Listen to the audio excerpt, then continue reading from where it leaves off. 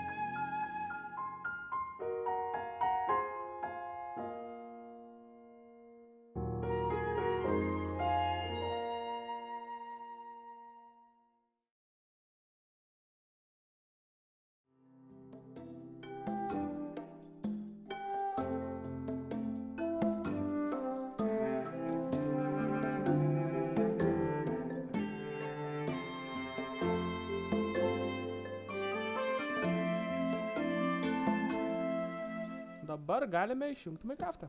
Ui, beveik. Šiaip taip gražiau atrodo. Nežinau kodėl. Ok, dabar atsidarome programą Minebase. Labai lengvai atsisusti, jinai tiesiog internete galime rasti. Ok, Minebase. Ir va dabar, būtent dabar kaip tik padės tas raudonas kontūras. Tiesiog apvedame palį kontūrą. Opa. File, choose terrain, file, gerai rinkimės defaultą. Ne, TrinXT. File export for renderingas. Lekim į downloadus. New folder. Namas. Ir tiesiog įsivedam šį čia. Namas OBG. Ok. Paliekam kaip yra, nes čia nieko keisti nereikia, šiuo atveju būtent. Jeigu darytume animaciją, gal reikėtų kažką pakeisti. Ok, dabar lekime į Blenderį.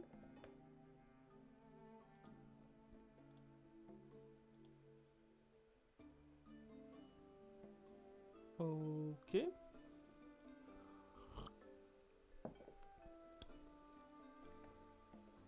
Na va.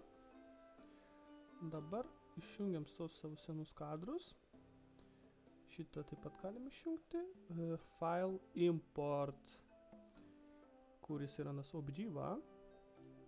Dabar žiūrime, tiesiog rašome namas, va. Štai ir namas. Tiesiog įkeliame. Keista. Kažką netaip padariau. Jo.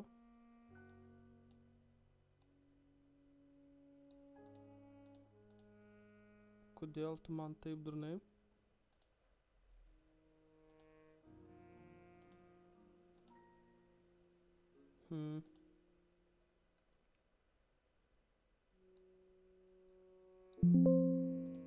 O, va, štai. Biškiuką suklydau. Save. Ok. Yes. Ir dabar bandom. Import. OBG.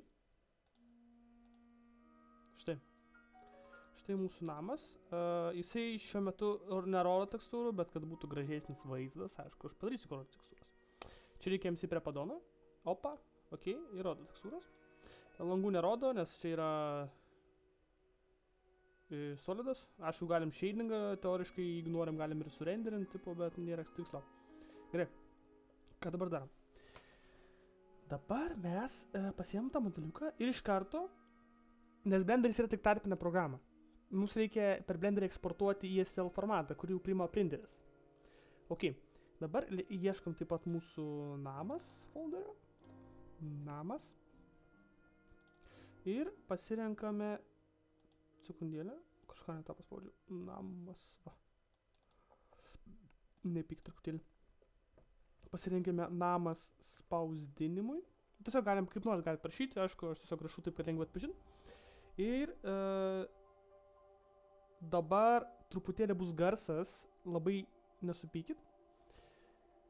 Kad garso didelio nebūtų, aš truputėlį, nes dabar aš pajungsiu, nors ne, pradžioje gal tiesiog pajungiam kurą programą.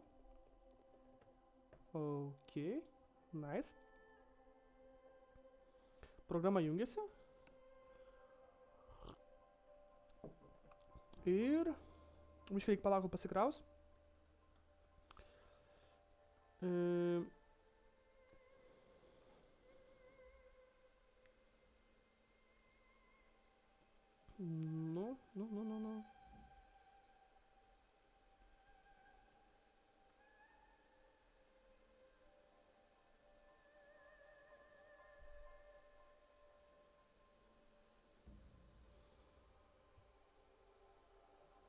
Ok, programą pasikrovė. Šiuo metu kol kas tave galima uždaryti. Čia galite matyti mano printerio modelį, Reality NT3V3SE. Ok, dabar mes susirandame savo namas ir įsikelime SL failą. O, namukas gavosi labai mažas. Nu, ok. Žiūriu, ne viskas patinka printeriui. Ok, aš padarysim taip.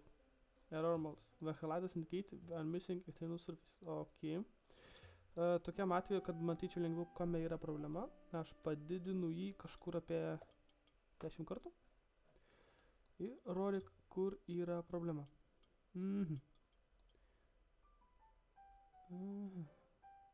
Surface'ų nėra vidinėse dalyse. Tai čia viskas taip ir gerai, čia ok. Nu, nes Minecraftas visgi čia tai... Aš to pasižiūrėsiu, ar surface'ų nėra ant šonų. Viškai problema, aišku, jums matyti, bet tikiuosi jūs matot. Ok. Aišku, man tokio didelio tikrai nereikia. Aš tiek ilgai nespausdinsiu. Padarom jį tiesiog kažkur 2 kartus didesnė, negu buvo jisai tame apie 200. Ui. Čia tą patį. Gaunasi taip keistai, ne? Ir 200.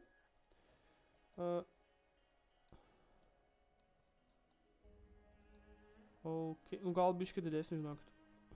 Darom tada į 500. Slash 500 ir 500. 500. Na va. Cool, atrodo visai neblogai. Bet žiūrėsim, ar galėsim jį palytai, ar mums gerai gausis. Pradžiai darom slice'ą. Žiūrėsim, kiek laikas bus 4 valandas 5 minutės. Ok. Tačiau yra problema, mums reikalingi supportai. Dabar žiūrim, kiek laikos spausdins. Ir biškai palauk, nes supportus dar turiu sugeneruoti.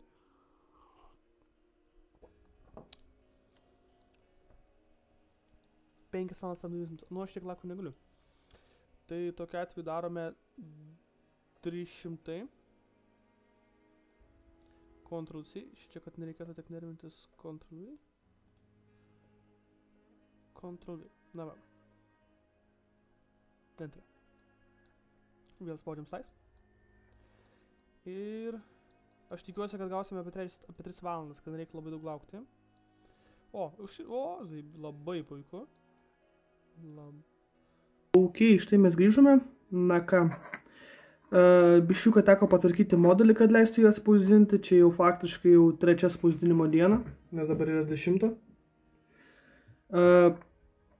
Čia aš jau realiai už kadrą jau nuėmiau visus supportus, truputėlį apdeginau, kad tų siūlų nebūtų tik stipriai, dar nešlifuvau, aišku.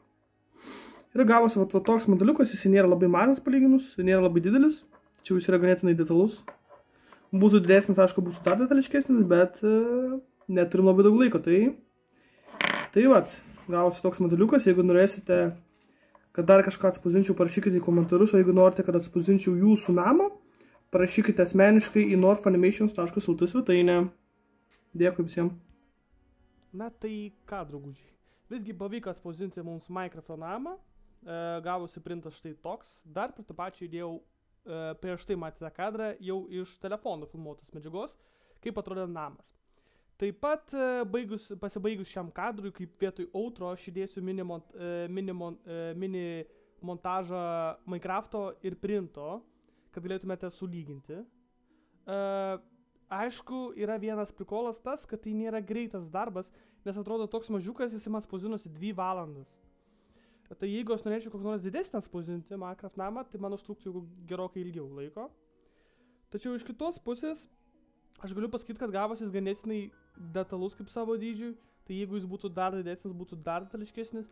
Iš minusų reikia dar patvarkyti modelį, tam, kad galėtume spausdinti nepilnus blokus. O jeigu tiesiog norite atspausdinti greitai, teks kol kas tai susitaikyti su tom, kad spausdinsime tik pilnus blokus.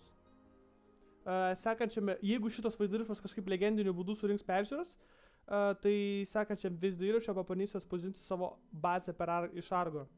Tai dėkui, kad žiūrėjote, tikiuosi paprenumeruosite kanalą ar bent jau padėsite laiką ir susitiksime sekančiuose mūsų vaizdo įrašuose. Viso geriausio jums!